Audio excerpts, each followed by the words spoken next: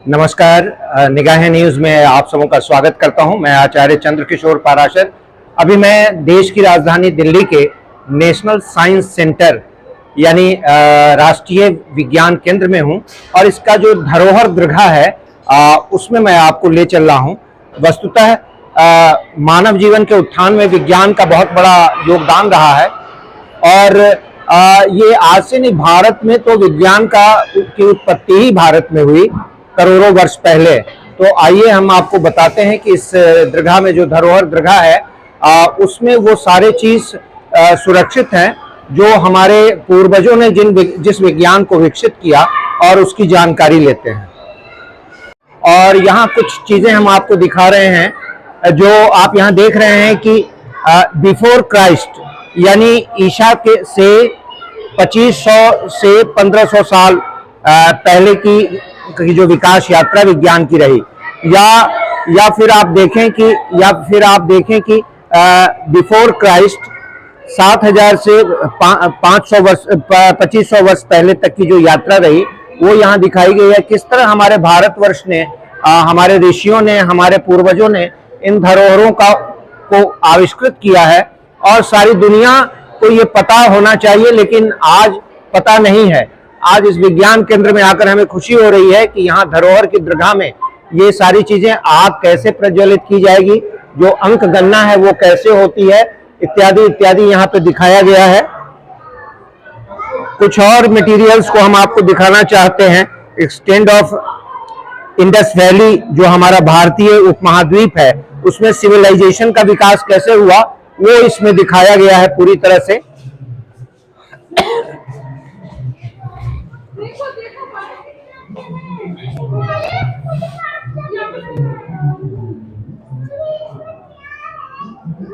तो हम आपको बता रहे थे कि पीठ यंत्र सबसे पहले खगोल शास्त्र की पढ़ाई हमारे बिहार के पटना के निकट नालंदा विश्वविद्यालय में हुई और कुछ जो हमारे वैज्ञानिक ऋषि हुए उनकी चर्चा करते हैं। यहाँ देखिए वराह मिहिर को दिखाया गया है जो ईसा पूर्व 505 से और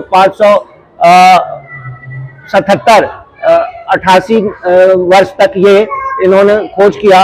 उसी प्रकार आर्यभट्ट की चर्चा यहाँ की गई है। आर्यभट्ट, उसी की बात है कि बिहार पश्चिम दिल्ली में ये आर्यभट्ट का चित्र आप देख रहे हैं जो 476 ईस्वी से 550 ईस्वी तक प्राचीन भारत के खगोल शास्त्र की जानकारी इनके द्वारा शोध किया गया। और ये खुशी की बात है कि ये दोनों हमारे बिहार के रहने वाले हैं, हमारे बिहार के धरती के ही पुत्र हैं। यहाँ आपको दिखा रहा हूँ, इस चित्र में दिखाया गया है कि भास्कर 2 की पुत्री लीलावती और उनके प्रेमी को जल घड़ी के रूप में ये आपस में बात कर रहे हैं और जल घड़ी से समय को देख रहे हैं। इसी प्रकार हड़प्पा कालीन घड़े, जिस समय की सारी दुनिया अज्ञानता के अंधकार में थी, उस समय हमारे यहाँ घड़े का आविष्कार हो चुका था और घड़े का टुकड़ा यहाँ पर दिखाया गया है। इस प्रकार खगोल शास्त्र में भारत का बहुत बड़ा योगदान रहा। आइए आगे बढ़ते हैं और हम देखते हैं कि किस प्रकार पीठ यंत्र यहाँ पे दिखाया गया है कि उस जमाने में पीठ यंत्र कैसे काम करता था और किस प्रकार इसका मोशन होता था, वो सारी चीजें यहाँ बताई गई है। ये भी पीठ यंत्र जो है वो पाटलिपुत्र की ही देन है, बिहार की ही देन है। इसके आगे हम आपको दिखाना चाहते हैं कि गोला यंत्र है ये।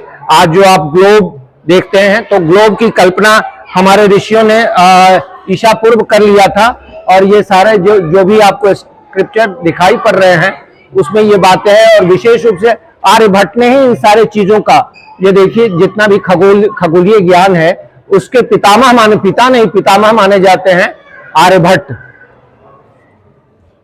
ये आप देख रहे हैं यहाँ पे प्राचीन भारत का सौर खगोल विज्ञान का एक प्रतीक है जो यहाँ पर आपको दिखाई पड़ रहा है चक्र के रूप में। और ये चक्र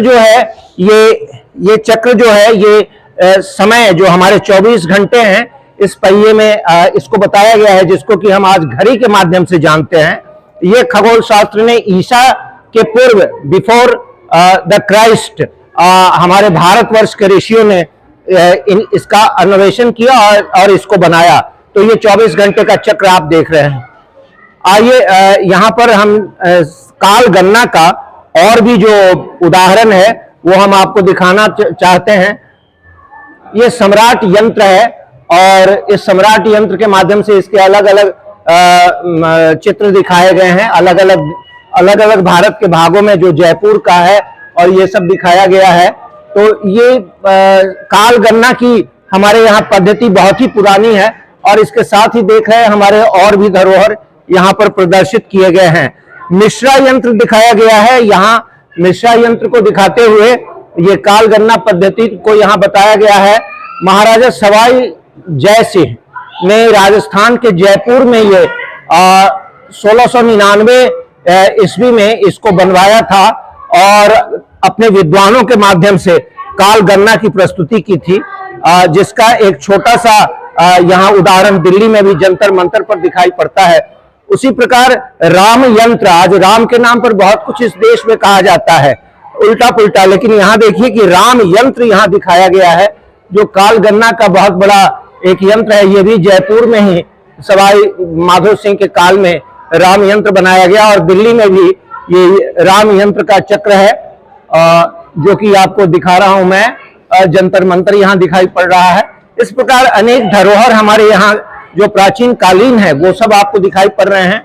आइए थोड़ी सी जानकारी हम लेते हैं यहाँ आधुनिक विज्ञान में किस प्रकार गति और ऊर्जा का समन्वय बैठाया जाता है। इसको विभिन्न यंत्रों के माध्यम से इस जगह पर ये जो राष्ट्रीय विज्ञान केंद्र है यहाँ पे दिखाया गया है, काफी ही मनोरंजक ढंग से।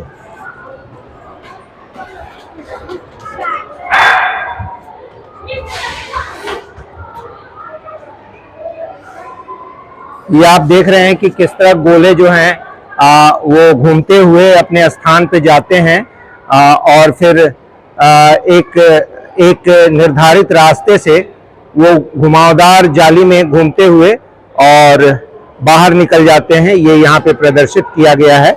आधुनिक विज्ञान को बहुत सरल ढंग से बच्चों के लिए ये बताया गया है।